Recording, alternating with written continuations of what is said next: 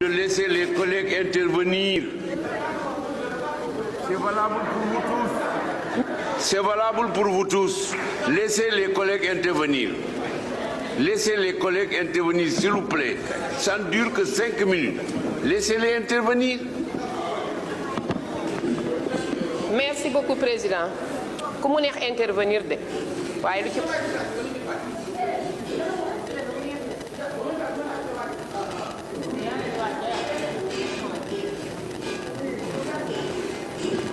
Monsieur le Président, Monsieur le Ministre, je me réjouis aujourd'hui qu'on ait un ministère de l'économie, parce que ça nous permet au moins de pouvoir discuter en fond sur les questions économiques.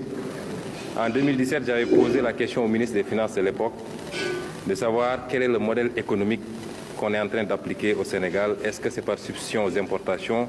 Est-ce que c'est par promotion des exportations? Est-ce que c'est un modèle mixte? Je n'avais pas eu de réponse et j'espère que j'en aurai avec vous.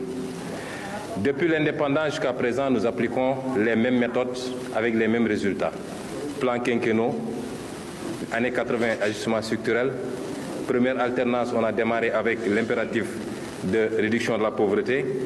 Deuxième alternance qui avait démarré avec un objectif de développement, avec la SNDS, pour revenir à un objectif beaucoup plus raisonnable d'émergence. Nous n'atteignons pas les objectifs parce qu'en réalité, nous ne posons pas les vrais débats. Quels sont les goulots de notre économie? Je n'entends pas souvent parler ou suffisamment parler des goulots de notre économie. Dans les rapports qu'on a lus ici dans d'autres commissions, on a parlé de compétitivité à l'importation. Très bien, et ça justifie notre balance commerciale, aussi bien des paiements que la balance commerciale totalement déficitaire. Mais pensez-vous qu'on puisse atteindre l'émergence, a fortiori le développement, en étant dans cette posture-là? Qu'est-ce qu'il faut faire pour inverser la tendance et aller vers la compétitivité pour l'exportation? Premier goulot, c'est la monnaie que nous avons. Il faut qu'on arrête d'hésiter et de louvoyer avec cette monnaie. Le franc CFA est une monnaie coloniale qu'on nous avait laissée pour sécuriser les entreprises françaises contre les risques de change, mais pour pouvoir également capter une partie de nos réserves. Mais c'est une monnaie surévaluée qui ne nous permettra jamais d'être compétitifs à l'export. Vous ne pourrez jamais avoir des entreprises, des industries compétitives à l'export avec le franc CFA. Cette monnaie, il est impératif qu'on sorte de cette monnaie et qu'on passe à quelque chose de plus solide. Nous avons un problème de protection sérieuse de notre économie. Et on est très inquiet quand on entend les APE. Comment pouvez-vous comprendre, dans un contexte où on parle de ZLECAf et d'autres instruments, que le président Macky Sall signe des APE et nous vante ces APE-là? Comment pensez-vous que notre industrie, qui n'existe même pas, ou notre agriculture, puisse compétir avec celle de l'Union européenne, alors que l'Europe elle-même refuse encore de signer le même accord avec les États-Unis, considérant qu'elle ne lui est pas favorable? Et cet accord posera un problème par rapport à l'intégration. C'est déjà le cas avec les 4 zones que ça a créées. J'ai une fois entendu le président Moustapha Niasse, lors d'un séminaire de la CEDEAO aussi, dire que c'est le combat de la biche et du lion. Mais il conclut en disant que mais c'est jouable. Depuis quand la biche gagne un combat face au lion, M. Moustapha Niasse? Et la question des ressources naturelles, la gestion optimale de nos ressources naturelles, c'est extrêmement important.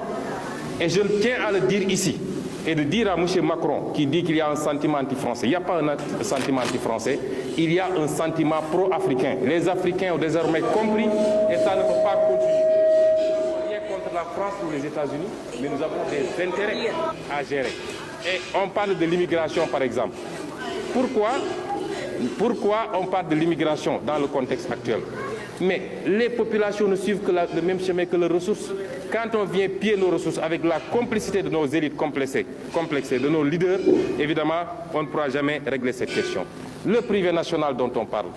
Mais vous ne pouvez pas avoir de privé national parce qu'on n'a pas une politique réelle de promotion de ce privé national, si ce n'est pour aller vers une bourgeoisie comprador, qu'on crée de toutes pièces, en créant des marchés fictifs, en donnant des assets foncières que les gens revendent à l'IPRES ou je ne sais qui pour se faire des milliards, ou alors c'est des montages avec les acquiescements pour que des gens se trouvent avec 94 milliards alors que Gorounou Yatounou. Et il faut orienter aujourd'hui les priorités vers le financement du véritable privé national. Ce n'est pas à l'État de créer les entreprises et les industries, mais toutes les industries ont été appuyées par leurs États jusqu'à être fortes pour les lancer dans la compétition mondiale.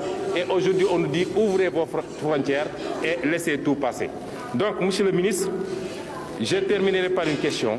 Sur toutes ces questions, il faut des réformes, mais il faut du courage politique. Ce courage, M. Macky Sall ne l'a pas. Il n'est courageux que pour taper sur des opposants et des activistes, mais il fait la courbette devant le jeune Macron et devant d'autres. Et c'est ça notre problème.